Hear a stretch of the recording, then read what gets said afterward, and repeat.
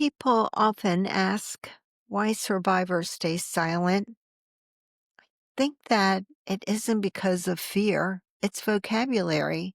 How do you name something that the world refuses to call by name?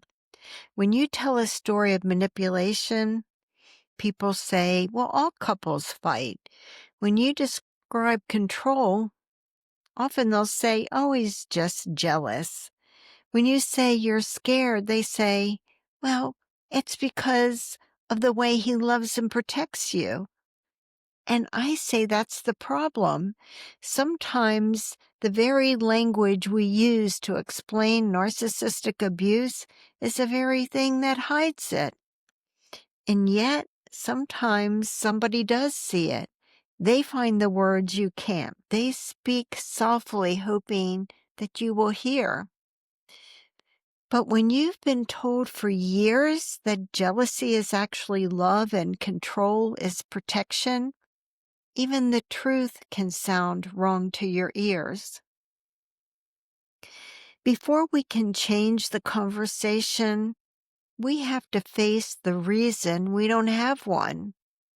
And that's where Annie's story comes in. That's what happened the day Annie visited an older woman she had befriended. Someone kind, grounded, and very quietly perceptive. It was supposed to be just a quiet afternoon, hot tea, and a breath of just being normal for a change. But as Annie got out of her car, her friend glanced out the window and her body froze. Santino's truck was sitting halfway down the street. The woman said, he's keeping an eye on you. Annie's tried to shrug it off. She said, that's what he does. He wants to make sure I'm safe. Her friend didn't buy it. Safe, she said, or accounted for? Well, he tells me it's his job to protect me. He just needs me to be safe, that's all. But when she left that afternoon, there was a note tucked under her windshield wiper. Just one line in his handwriting, come straight home. That was the moment the vocabulary started to shift for Annie. The words that used to comfort her began to ring hollow. The meanings started to rearrange themselves into something that was getting a little closer to the truth. And that's how awareness begins, I think. Not with the big revelation, but as a small voice that's whispering to us that something just isn't right.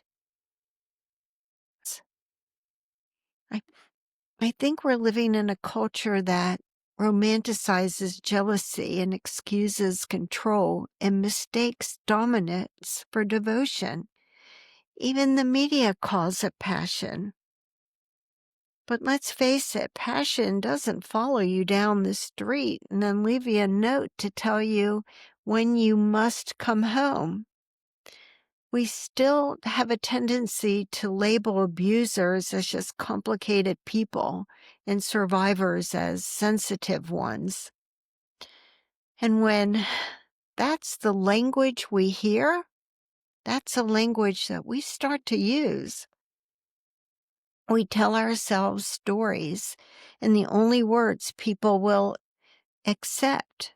And in so doing, we disappear inside them. You know, I've asked in other podcasts why the media doesn't cover narcissistic abuse. The truth is, it doesn't fit their frame because there's no police, there's no reports, no footage, and no visible wound. Without those things, it doesn't make the evening news.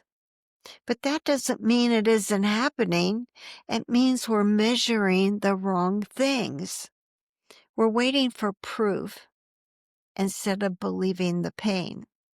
We're treating evidence as empathy when it should be the other way around. Until we recognize that emotional abuse is violence, and I mean psychological violence, we'll keep softening it with safer words.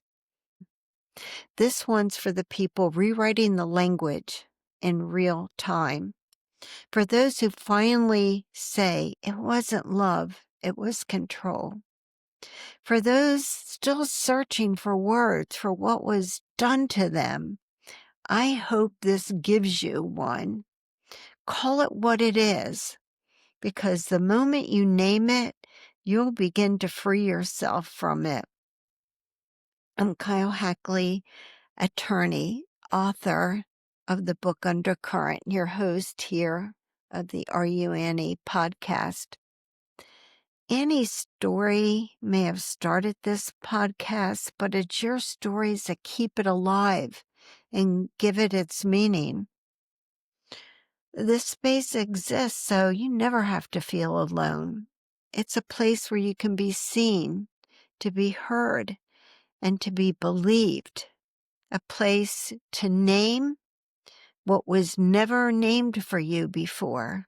Here we validate, we listen, and we learn together so we can begin to change the language that once kept us silent.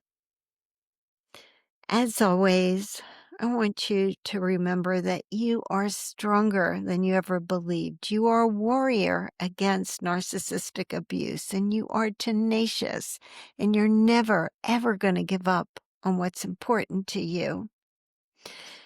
Thank you for being here. Thank you for always showing up. I appreciate you. And until next time, please take good care of yourself. And bye for now.